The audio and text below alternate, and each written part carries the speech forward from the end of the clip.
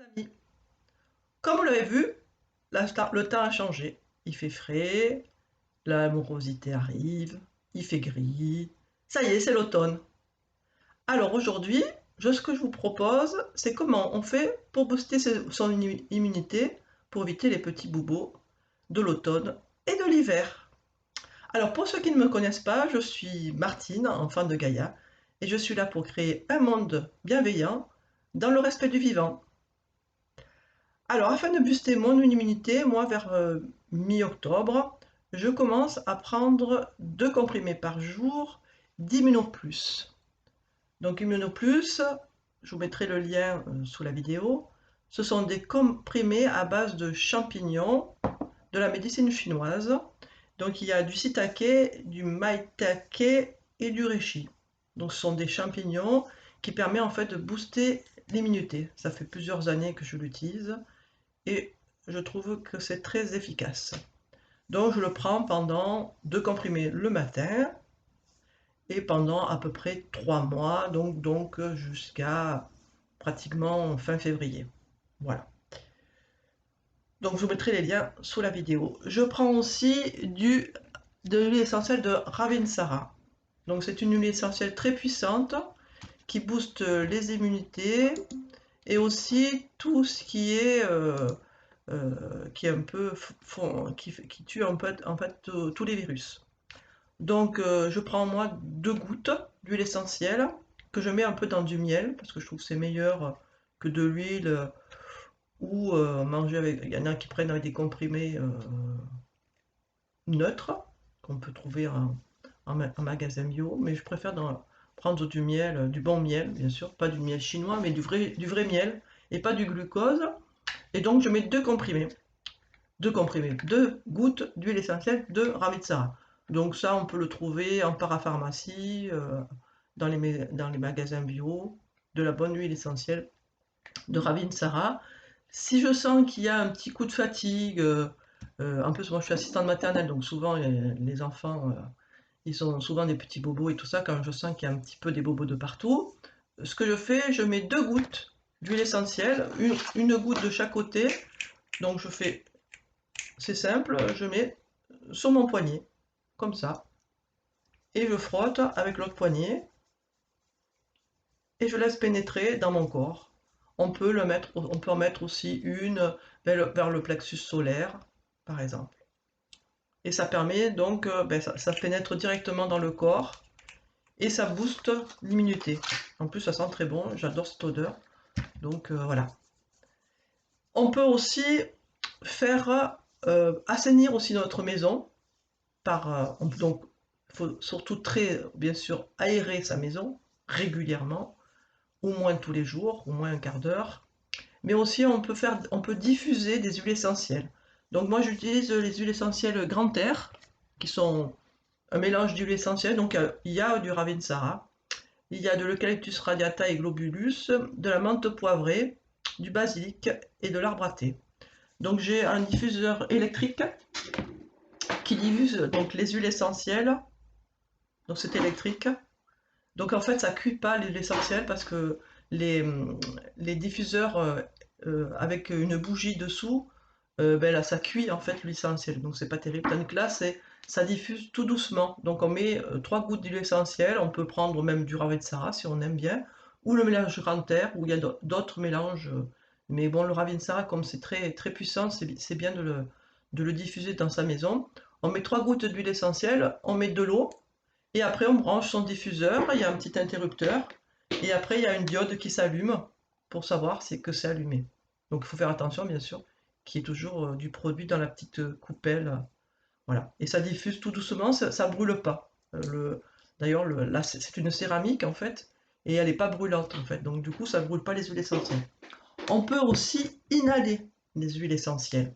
Alors, il faut faire attention, il faut bien regarder sur le packaging qu'on puisse les inhaler.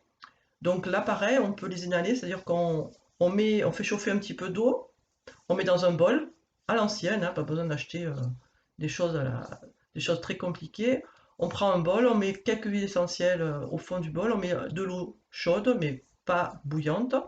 Sur les huiles essentielles, on met 3 gouttes, par exemple, de Ravinsara, puisque pourquoi utiliser 50 huiles essentielles, parce que c'est quand même assez cher, donc voilà. Vous mettez 3 gouttes de Ravinsara, vous mettez de l'huile, de l'eau chaude dessus, et ensuite vous allez inhaler, c'est-à-dire que vous allez mettre la tête sur le bol.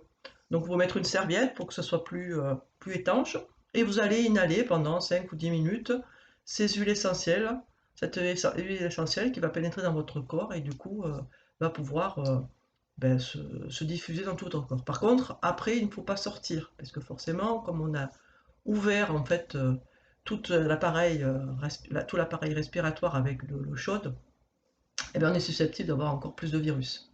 Donc ça, l'inhalation, on le fait par exemple le soir avant de se coucher.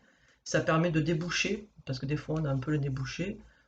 Ça peut déboucher le nez, ça dégage les voies respiratoires, donc au niveau de la gorge, au niveau du nez, au sinus, et même au niveau des oreilles.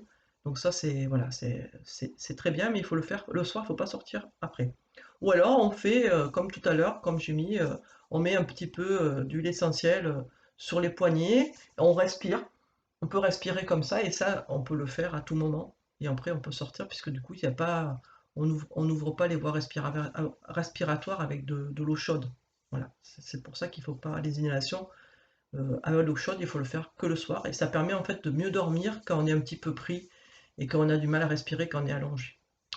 Il faut faire attention avec les huiles essentielles pour les enfants, il faut vérifier si c'est possible de les faire. Donc, en règle générale, pour les enfants au-dessus de 6 ans, 6-8 ans, ça va à peu près. Selon les huiles essentielles, il faut quand même regarder, parce que j'ai vu que la Ravinsara, il préconise plutôt au niveau de 12 ans. Bien sûr, quand on est enceinte, il faut faire attention, donc il faut regarder un petit peu. Et je vous ferai dans quelques temps une vidéo au sujet pour booster les immunités, mais plus pour les enfants, parce que il y a des choses qu'on peut faire aussi pour les enfants. Voilà. Et puis donc du coup voilà, donc les inhalations, on peut le faire, des inhalations, ce qu'on appelle les inhalations froides, c'est-à-dire qu'on met un peu d'huile essentielle sur les poignets, et on respire quelques instants.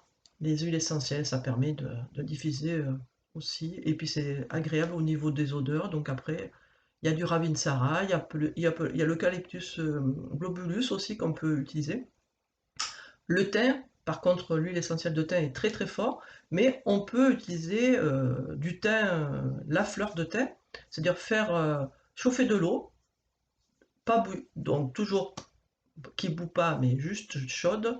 On met du thym à l'intérieur, dans l'eau chaude, on laisse infuser, on arrête le feu, on laisse infuser, et on peut faire des gargarismes. C'est-à-dire qu'en fait, on prend une gorgée, on glougloute, et puis après, on peut l'avaler. Donc du coup, le thym est très anti-infectieux, donc très très bien. Donc si vous avez mal à la gorge, par exemple, vous faites une infusion de thym, vous faites un gargarisme, et après vous l'avalez. Et vous verrez qu'au niveau de la gorge, le feu que vous avez au fond de la gorge va s'atténuer petit à petit. En plus, l'infusion de thym est très très bon pour la santé, anti-infectieux, au niveau digestif et tout ça. Donc moi, je prends l'infusion de thym, mais j'avoue que je la préfère tiède ou froide, parce que chaude, c'est un peu trop fort en goût, pour mon goût à moi, en tout cas. Voilà. Donc ça, l'infusion de thym. Si vous avez du romarin aussi, c'est très bien aussi. Vous pouvez mélanger les deux. Et du coup, ben, à 5 heures, au lieu de prendre un thé, ben, vous prenez une infusion de thym. Ou après manger, après le repas, ça peut être très très bien aussi, en préventif et aussi en curatif. Donc voilà, l'infusion de thym, l'infusion de romarin, et les deux. Par contre, l'huile essentielle, attention, de thym est très très fort. Donc si vous voulez mettre au niveau, par exemple pour inhaler, il faut vraiment mettre qu'une goutte, parce que ça va vous emporter le nez. Voilà. Bon, ben, à très bientôt sur Enfants de Gaïa. Si vous avez aimé, ben, likez. Si vous avez des commentaires, mettez des commentaires. Je serai heureuse de vous répondre. Si vous avez d'autres idées, si vous avez envie d'en savoir un petit peu plus. Et je vous mettrai le lien donc pour l'Immunoplus, donc pour les champignons, pour les trouver, parce que le site que je connais, en fait, c'est un site internet français qui donc font pousser ces champignons-là en France. Voilà. Ben, je vous souhaite une très bonne journée, une bonne après-midi ou une belle soirée, selon l'heure où vous m'écoutez. À très bientôt sur Enfants de Gaïa. Au revoir.